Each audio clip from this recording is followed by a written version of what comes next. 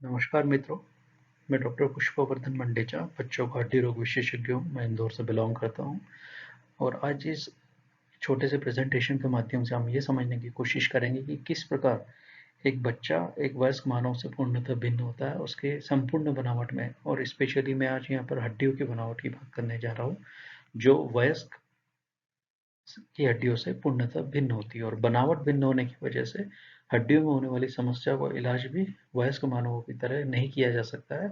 इनको ट्रीट करने का हमारा तौर तरीका थोड़ा सा अलग होता है और इस जानकारी को मैं आप तक लाऊंगा इस 5 मिनट के अंदर, इन छोटे से स्लाइड शो के माध्यम से। और हम ये फैक्ट एस्टेब्लिश करेंगे कि a child is not a, जाने क्यों बच्चों की हड्डियों के फ्रैक्चर वयस्क के फ्रैक्चर से पूर्णतः भिन्न होते हैं। ये समझने के लिए मुझे सबसे पहले आपको ये समझाना पड़ेगा कि बच्चों की हड्डियां किस प्रकार वयस्क हड्डियों से भिन्न होती है। बच्चों की हड्डियों में ये जो नीले रंग का आपको लाइन दिखाया जा रहा है, ये एक विशिष्ट स्ट्रक्चर होता है जो बच्चों की हड्डियों में मिलता है, जिसका नाम ग्रोथ प्लेट या फाइसिस है। ये फाइसिस या ग्रोथ प्लेट ऐसी इंपॉर्टेंट जगह है जहाँ से हड्डियाँ नई हड्डी बनाती है, यानी कि हड्डियों की लंबाई यहाँ से ही बढ़ती है। और इसकी समान ग्रोथ की वजह से ही लंबी हड्डियाँ एक पर्टिकुलर दिशा में ही लंबी होती है। अगर ये ग्रोथ असामान्य हो जाए, यानी कि हड्डी की ग्रोथ अगर अंदर से ग्रोथ प्लेट के भीतरी हिस्से से ज़्यादा हो रही है तो पैर बाहर की तरफ जाने लगेगा, और अगर बाहरी हिस्से से ग्रोथ ज़्यादा हो रही है तो अंदर की तरफ जाने लगेगा। तो ग्रोथ का समान रूप से सभी जगह से एक समान होना अत्यावश्यक है। इसी प्रकार एक विशिष्ट बात हड्डियों में यह होती है कि हड्डियों में एक बाहरी आवरण होता है जिसका नाम पेरियोस्टियम होता है। इसको हम इस प्रकार समझ सकते हैं कि जैसे कि केले के ऊपर उसका छिलका, वैसे ही हड्डियों के ऊपर भी एक लेयर होती है जिसका नाम पेरियोस्टियम है। उम्र बढ़ने के साथ साथ ये पेरियोस्टियल लेयर जो है वो पतली होती चली जाती है, छोटे बच्चों में काफ़ी थिक रहती है। और यही पेरियोस्टियम फ्रैक्चर के बाद बच्चों में नई हड्डी बनाने की कोशिश करता है और फ्रैक्चर को जोड़ने में मदद करता है। अतः यह एक बहुत इंपॉर्टेंट स्ट्रक्चर है। बच्चों की हड्डियों में एक उच्च रिमॉडलिंग क्षमता मिलती है जो उम्र के साथ साथ घटती चली जाती है। इसलिए हड्डी के फ्रैक्चर्स जो कि कम उम्र के बच्चों में हुआ है, उनमें हम उनकी रिमॉडलिंग क्षमता पर रिलाई कर सकते हैं।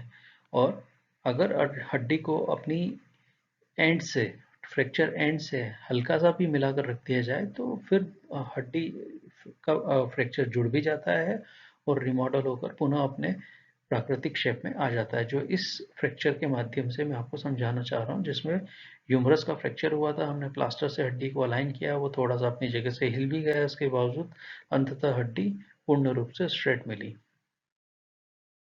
यह रिमॉडलिंग क्षमता, जैसा हमने जाना, कि उम्र के साथ कम होती चली जाती है और कुछ विशिष्ट लोकेशन पर हम इस रिमॉडलिंग क्षमता पर ज़्यादा रिलाई या विश्वास नहीं कर सकते हैं। और ऐसी हड्डियों में या ऐसे कुछ फ्रैक्चर्स में या एक निश्चित उम्र के बाद हम हड्डियों के फ्रैक्चर्स को रीअलाइन करते हैं और उसे अपनी जगह पर रोक के रखने के लिए या तो वायर डालते हैं या हड्डी के अंदर नेल डालते हैं, जो इस फोटोग्राफ के माध्यम से मैंने आपको समझा। इसके बाद फ्रैक्चर एक विशिष्ट प्रकार की जगह पर, यानी कि ग्रोथ प्लेट के आसपास होने हों तो हम इसे फाइशियल इंजुरीज कहते हैं।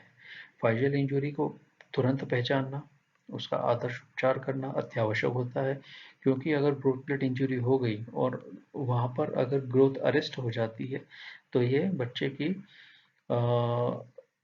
बच्चों में लॉन्ग टर्म में समस्या उत्पन्न कर सकते हैं। और वो समस्या किस प्रकार हो सकती है? या तो ग्रोथ प्लेट पूर्ण रूप से ग्रोथ रोक दे, जिससे पैर की लंबाई छोटी बड़ी हो सकती है, या फिर एक पर्टिकुलर जगह से ग्रोथ रुकी है जिसकी वजह से हड्डियों में तिरछापन आ जाता है।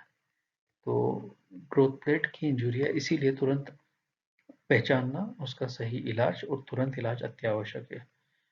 ग्रोथ प्लेट की इंजुरीज कई प्रकार की हो सकती है, जैसे इसमें मैंने 4 प्रकार की बताई है, जिसमें एक जगह से एक सिर्फ ग्रोथ प्लेट से हड्डी स्लिप हुई है, दूसरी में ग्रोथ प्लेट के साथ एक फ्रैक्चर का टुकड़ा भी है, हड्डी का टुकड़ा भी है, तीसरे में ग्रोथ प्लेट से फ्रैक्चर होते हुए वह जोड़ की तरफ जा रहा है, और चौथे में ग्रोथ प्लेट के एक्रॉस फ्रैक्चर है। तो अब इन सारी पिक्टोरियल प्रेजेंटेशन के माध्यम से आप ये तो जान ही गए होंगे कि बच्चों की हड्डियां वयस्क हड्डियों से पूर्णतः भिन्न होती है और इसीलिए बच्चों की हड्डियों की समस्या का निदान और उसका तुरंत सही आदर्श उपचार कराना बहुत आवश्यक है और वो काफ़ी भिन्न होता है वयस्क हड्डियों के मुकाबले। और ऐसी किसी भी समस्या के लिए आप किसी भी बाल अस्थि रोग विशेषज्ञ यानी पीडियाट्रिक ऑर्थोपेडिक स्पेशलिस्ट से मिल सकते हैं। मैं भी एक पीडियाट्रिक ऑर्थोपेडिक सर्जन हूँ जो अब तक ये जानकारी लेके आ रहा हूँ। मैं इंदौर में बेस्ड हूँ और लिटिल बोन्स नामक अपना एक क्लिनिक चलाता हूँ। मुझसे संपर्क करने के लिए आप नीचे दी गई डिटेल्स से जानकारी प्राप्त कर सकते हैं। धन्यवाद।